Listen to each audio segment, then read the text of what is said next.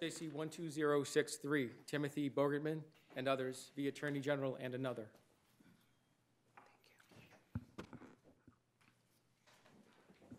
Good morning, Your Honors. May it please the Court. Wait, it doesn't please the Court until we start the clock.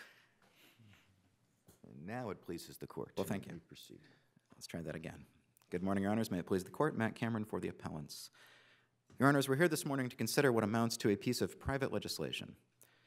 This has been filed by one developer with a view to development on one site for one purpose. And that's essentially why we're here today. But don't we have to take judicial notice of that somehow? And how is that appropriate for us to do that? Those facts have not been found. Those facts have not been found.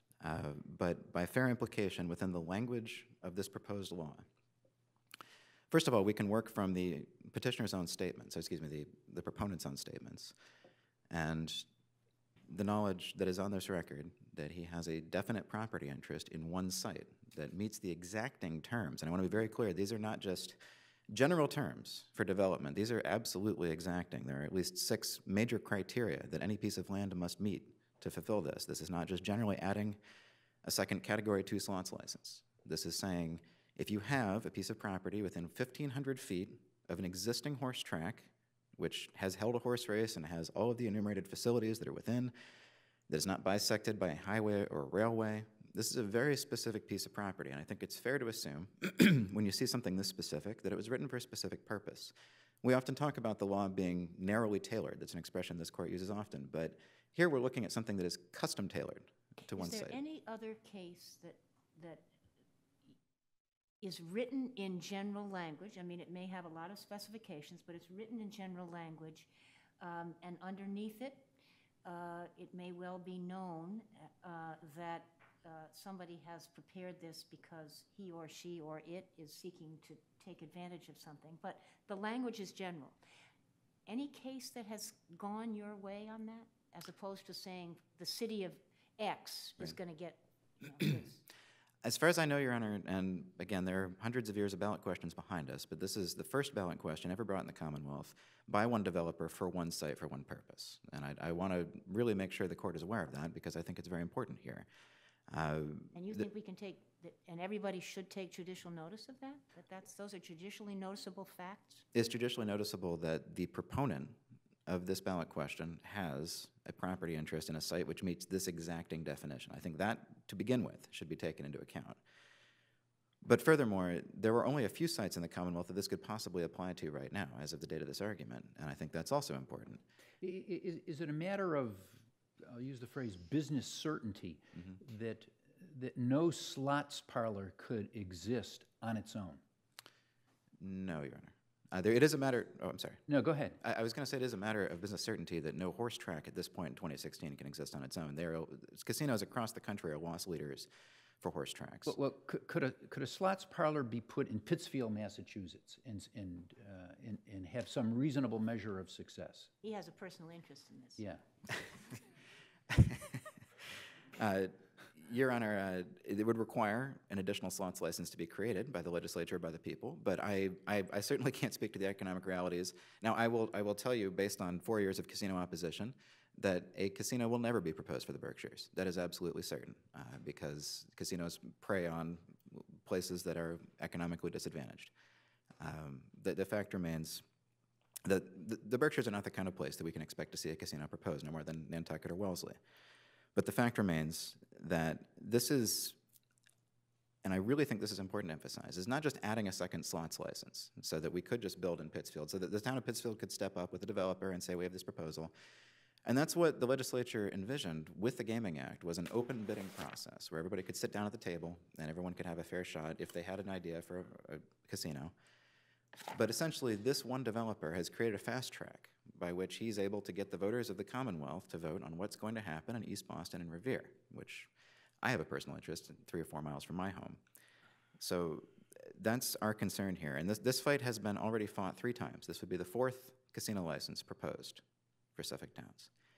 And we're here today because we don't believe that it's reasonable for that to be a statewide question.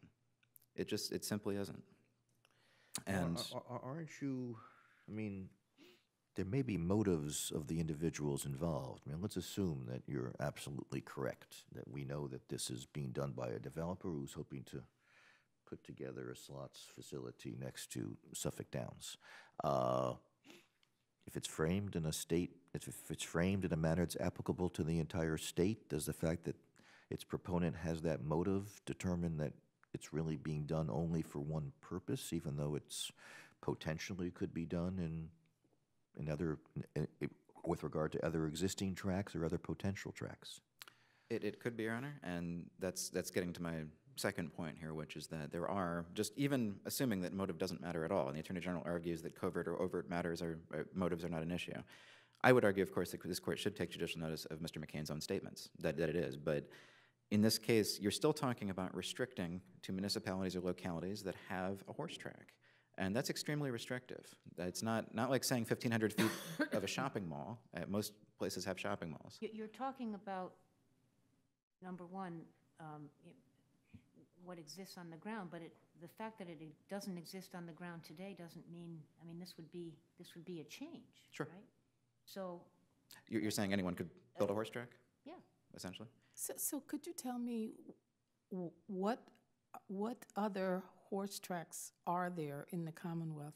Is that the only one at Suffolk Downs? Operating horse tracks right now, Plainville, which already has a slots license of this exact nature and is unlikely to apply for a second one.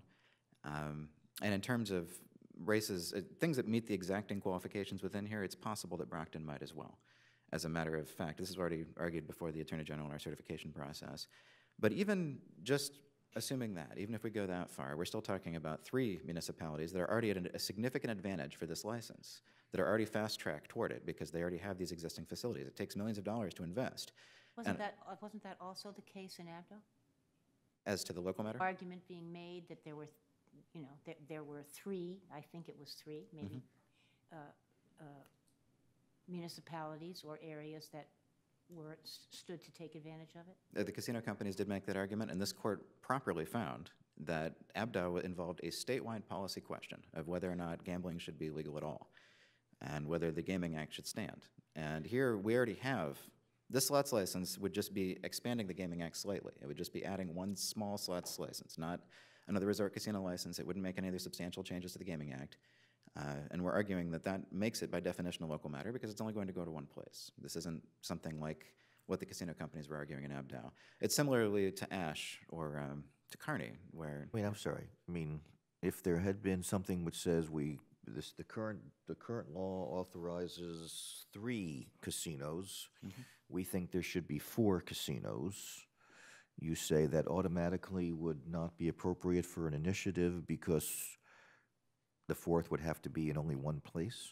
No, Your Honor, I have to concede that if there were to be, if this were just a matter of adding an additional slots license, but I don't think I'd be here on this issue, because that could be, if there were no other geographical restrictions whatsoever, no other legal restrictions, that would be a question that's appropriate for the people, if we're going to ask if there should be a second slots license, because that allows any of the cities or towns in the Commonwealth to step up and apply for it. What we're looking at here is a fast track, whether there should be a fast track for municipalities and localities that already have the existing horse track.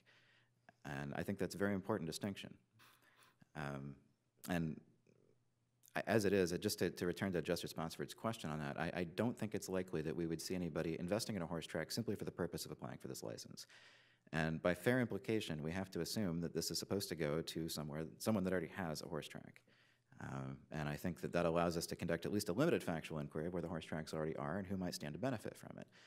I'm not suggesting, as the Attorney General does, that we should do a full factual inquiry of every possible site in the Commonwealth that might possibly qualify for this license. Simply saying we can look at what might already exist and we can ask, would this limit it impermissibly to a single locality or region in a way that advantages some over others? And this is something like the, well, I should move on to the second issue, actually. We're also arguing here that... So before Yes. you go there, Sure. we'll give you time to do that. I mean, I guess going back to my hypo, okay, if there were to be sort of an initiative saying we want a 4th casino, and in fact it turns out that that 4th casino, the proponent of that is going to be somebody who is identifiable as wanting to build a casino in a in a particular area. Certainly, if the initiative were to go to a vote, you could say, who we kidding? This is really all about that entity's desire to do it, and you should vote against it because it's just for them. But that would not mean that they would not get to vote. Right. And again, I'd return to the general idea that it's okay to open up the table to a second slots license. And this is kind of like, and it's really hard actually to make these arguments without resorting to gambling analogies. I'm going to have to. It's essentially saying we're opening up a poker game in which the ante is a Porsche. So if you own a Porsche, you're welcome to step up an ante, but this isn't an open poker game. The Gaming Act contemplates a system by which anyone who has the ability to propose a casino can step up and do that. But this is so restrictive.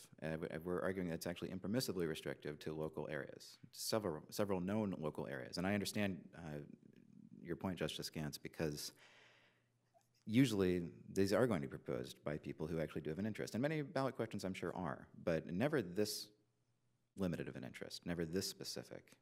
He's not creating an open table here in which anyone can bet. It's a table in which he already has the ante in hand. And that is going to give a significant advantage to those localities or those developers who already have a horse track to work with. Okay, second argument. Sure, very briefly. And this one, I know it's a little bit of a mind bender. I want to be careful about it. But the legal vehicle is really the heart of the question here. And I think it's very important just to step back from the general subject matter and everything else and just drill down on exactly what the legal vehicle is. Now, the repeal question was going to limit expanded gaming in the Commonwealth by limiting the Gaming Commission's ability to issue licenses to 0 licenses. They were not going to be able to issue any casino licenses. And it would essentially restore the state of the Gaming Act back to where it was with the Horse Racing Commission. Whereas this bill, this proposed law, creates an additional license. So it goes to exactly the same heart of the issue as to how many licenses, how many gaming licenses should exist in the Commonwealth. Both the Attorney General and amicus are arguing that I'm making some kind of argument about the general subject matter of gambling. We're not. The Gaming Act is massive. There are all kinds of different amendments that could be proposed from year to year. But essentially our concern here is that you're creating a scenario in which casino companies, and they have much more money than anyone is ever going to be able to oppose them with, can come back year after year and create perhaps a generalized license like Justice Gantz is talking about, perhaps an extremely specialized license like the one we're looking at here, and put it in front of the people again and again and again. And it's exactly the kind of thing that the drafters were trying to avoid in Article 48. Well, I mean, it seems that they're trying to avoid do-overs. Yes. You don't get a do-over for 4 years. Right. But this isn't really a do-over. The last one said, do we want gaming or not? Answer, we want to be, the answer was we want to be able to vote on it, and the answer was yes. This is, do we want there to be a second slots license that's going to adjoin a horse track? Right. But And why is that a do-over? the core question is the same as to how many gaming licenses do we want to issue. Should it be 0? Should it be 5? I can imagine someone coming back in a couple of years and saying that we want to try for 2 more. Every state that has, yes? Same core issue, though. I mean, gaming vel non is very different from how many licenses do we want? It is, but again, the legal vehicle that the repeal question chose to use was as to how many licenses the Gaming Commission could actually issue. So we would argue that it is substantially the same, and it's negatively substantially the same. It's on the other side of the issue. But I don't think voters want to keep coming back year after year after year and reconsidering core questions like this as to things like gambling licenses. And that is, and again, we don't have a lot of case law to work from, obviously. We really just have what the drafters talked about at the Constitutional Convention. But it seems to me that they were very concerned about, and they didn't have the casino industry 100 years ago. They didn't have these kinds of moneyed interests that could have the ability, without even thinking about it, to bring these questions again and again and again. But that is our concern as opponents here, is that we're going to continue to see this. And that, of course, that works for us as well, that if the repeal question can't be brought again, we can't bring another question as to 0 licenses for another short term, a decision and a wait, as they put it. So again, I just want to wrap it up here, but essentially, I just want to make sure that we understand that we are talking again about a single developer for a single purpose. And whether or not his motive matters, we can look at the very terms of the law by fair implication to see that this is designed for one place. This is supposed to go into one place, and it will if the voters approve it. And we will have voters in Pittsfield determining what happens in East Boston, which is very much of concern to the plaintiffs here. So I want to be sure that this court is able to see that. And this has been artfully drafted to try to get around this provision. I'd ask this court not to allow that to happen and to remand it back to the Attorney General. Thank you very much. Okay, thank you.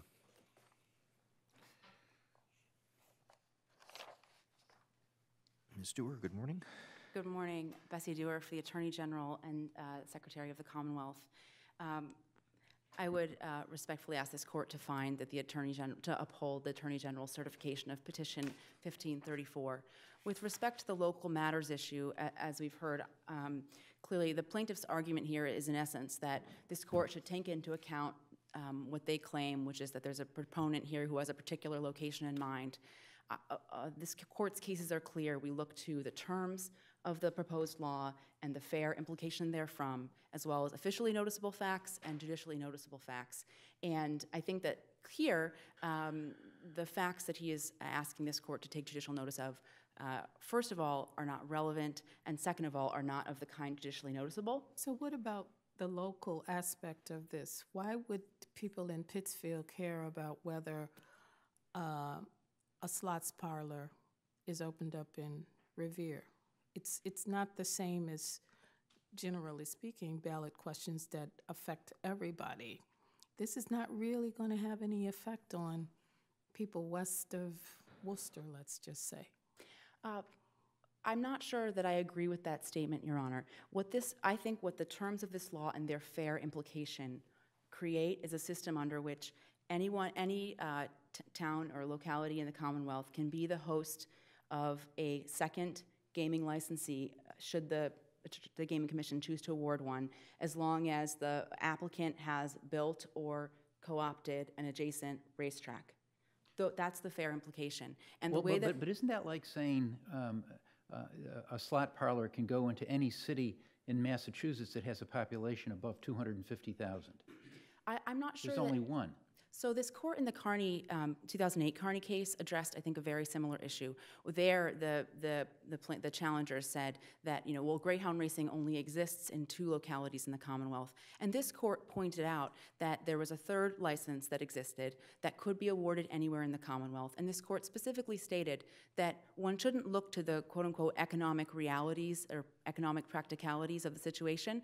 Rather, one looks at the terms of the law, and I think that the court in the Yankee cases, as well as in Carney, has been very clear about the nature of the Attorney General's factual inquiry in these cases. Obviously, the Attorney General is considering sometimes dozens of petitions in August, and the court has described very clearly the processes that the Attorney General is supposed to undertake. And I think that the idea of trying to discern how many racetracks in various states of decrepitude or licensure or not exist and where is beyond the scope of what this court has instructed the Attorney General to do. Those are not matters that are indisputably true. They're not within her official knowledge. And it was altogether appropriate here for the Attorney General to decline to take notice that a proponent of the measure had a particular site in mind. Rather, the Attorney General looked at the terms of the language, and I note that plaintiffs here have not attempted any argument to combat the Attorney General's position that because the language of the provision says that the track shall have hosted a horse racing meeting, that means that it shall have hosted one prior to the opening of the slots parlor, and that could mean that it currently exists or that it's built because an investor wants to build a slots parlor and considers it worth it to build a racetrack. Let me ask you this. I'm trying to see if there's a limit to this officially noticed. Let's say there was some initiative petition that said something like, this license needs to be built within 1 mile of a naturally occurring geyser in the Commonwealth. And it is known there is uno geyser in the Commonwealth. Would that make a difference? Absolutely, Your Honor. I mean, even if there were 7 geysers, I think that would be a problem. And certainly the Attorney General concedes that if this were limited to currently existing racetracks, that it would not pass muster under the Locals Matters exclusion, because then the people really would be voting on whether all the localities that do currently have a racetrack get a slots parlor license, and that would be a regional, local matter. But as the court discussed extensively in the Abdow case, the issue of casino gaming is a matter of statewide concern, and here, under the terms of the law, and I think by fair implication, it could be anywhere in the Commonwealth that an investor would choose to find 4 acres to site the slots parlor and have a racetrack. Well, you just can't go out and build a racetrack. I mean, that's subject to licensing requirements as well. So it's not as if it's an open field because you say that it could apply to any person who has a racetrack. I mean, that's a hurdle that is not necessarily going to be overcome. I absolutely, Your Honor, there is a licensing process for horse racing, but I would note, for example, that if you look in Chapter 128A, Section 2, the criteria are pretty simple, and there isn't a limit on the number of horse racing licenses, unlike the greyhounds in the Carney 2008 case, where there are only 3 authorized greyhound racing tracks. Here, there's not a limit on the number of horse racing tracks, and I submit, given the large number of conditions that exist on these casino licenses and the onerous requirements, the fact that you'd need to get 1 additional license to actually race horses at the site is not a huge hurdle. And I would also further note that that a large, at least as one, so far as one can discern from the legislation, a purpose of passing casino gaming in the Commonwealth was to support the horse racing industry, as is discussed a bit in our brief. Some of the 9% of the proceeds from these slots parlors are specifically designated to a racehorse development fund, and there are other measures tying the 2 industries in the 2011 Act. So let me go back to, I'm trying to separate your 2 arguments. I know you say that the AG is a busy woman and she can't necessarily go over all these and ascertain what really lurks behind it, and therefore we shouldn't be expecting that she would based on this, make essentially an absolute finding that it's the only place realistically where will be near Suffolk Downs. But what if it was apparent that, who we kidding, this is really being done by somebody who wants to build a horse track, build a slots facility next to Suffolk Downs? That's the person who's behind it. That's the most likely result if this were to pass. Would that matter? Well, I would have 2 responses to that, Your Honor. First of all, I completely agree. The Attorney General is not to bury her head in the sand. She has a duty, and this is clear also from the Yankee cases and from Carney, she has a duty to look at the terms of the law, the fair implications therefrom, facts within her official notice, facts that would be subject to judicial notice, and frankly, some degree of common sense. But the facts that you're talking about here, whether really you could build a horse, this could be somewhere else. I certainly don't feel comfortable saying that this is clearly about Suffolk Downs and this clearly could not be anywhere else. And I think those types of factual determinations are precisely the ones that in the Yankee cases and in Carney and in other cases this court has said that the Attorney General should not get into. My second point would be that there's obviously the additional point that someone can build a horse race track. So I don't think that the number of currently existing sites is strictly relevant to the question of whether this is a local matter, because someone could build a racetrack anywhere. Does it matter who the proponent of the? I do not believe it matters who the proponent. I mean, I shouldn't speak too quickly. I'm not saying that in no case can it ever matter who the proponent is. I think, for example, in the Yankee 2 decision, the court noted that the Attorney General had taken official notice of the fact that the petitioners were the 2 nuclear power plants in the state, and that they had invested money in their nuclear power plants and so forth. So I'm not saying it's never relevant who the proponents or who the plaintiffs are or any of those things. But in this particular case, given that anyone could build a racetrack in connection with building a larger entertainment complex comprising a 4-acre slots parlor, in that context, it doesn't really matter how many currently existing racetracks where a horse race may currently physically be held and where a horse race has been held or shall have been held currently exist. Okay, but let me press that one a bit further. If the AG had determined that the most likely consequence from the passage of this bill would be an attempt to build a slot license in Revere, that is by far the most likely, would that be relevant to the determination, or is it your view that the mere fact that that's the most likely doesn't matter because it's not limited to that and it has potential statewide consequence, even though pragmatically it would most likely affect only one place? I agree with the latter part of your statement, Your Honor. That would be the result consistent with Carney, for example, where there were only 2 greyhound tracks, and the court said, look, there could be anywhere in the Commonwealth, and it's similar like in the Ash case, there were only 7 municipalities that had either had rent control or where rent control was authorized. And one way this court has phrased it in some of its cases, starting and going back pretty early, and I think starting back in 1934 in the Mount Washington v. Cook case, is that as long as the terms of the law do not contain a geographic restriction either expressly or by fair implication, if its effects are different in different municipalities in a geographically random way, that's okay. So for example, in the 1981 Prop 2.5 case, there were municipalities whose tax rates were already under 2.5, and they were going to be affected differently by Prop 2.5.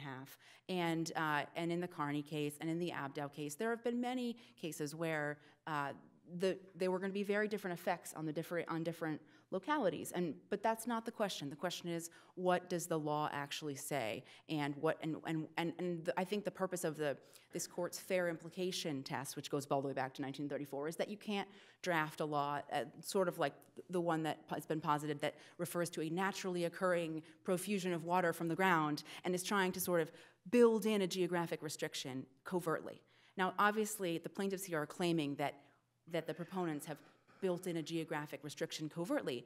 But I don't think that's quite true, because it allows for the building of an additional racetrack. And if it didn't, it would be impermissible, because that would be, by fair implication, a geographic restriction. But here, it allows another one to be built.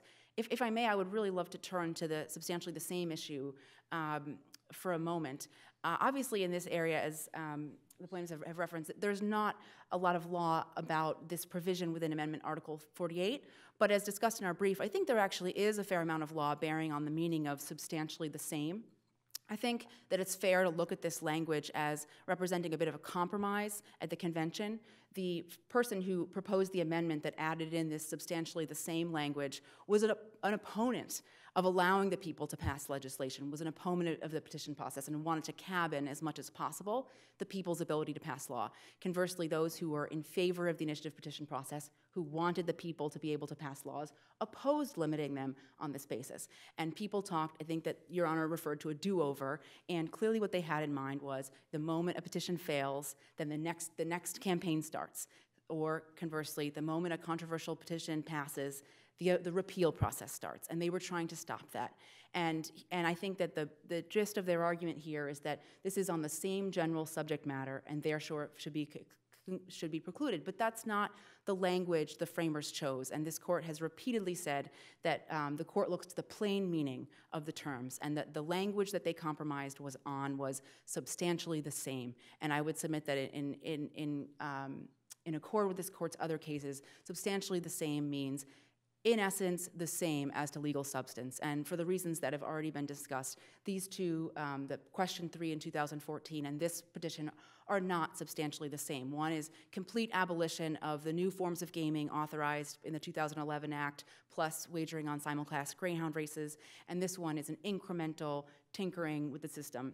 In that regard, I would note that, contrary to the argument that you've heard today, the 2014 ballot question did not refer to the number of licenses. Actually, it would have revised the definition of illegal gaming in the general laws, and then precluded issuance of licenses for that type of gaming.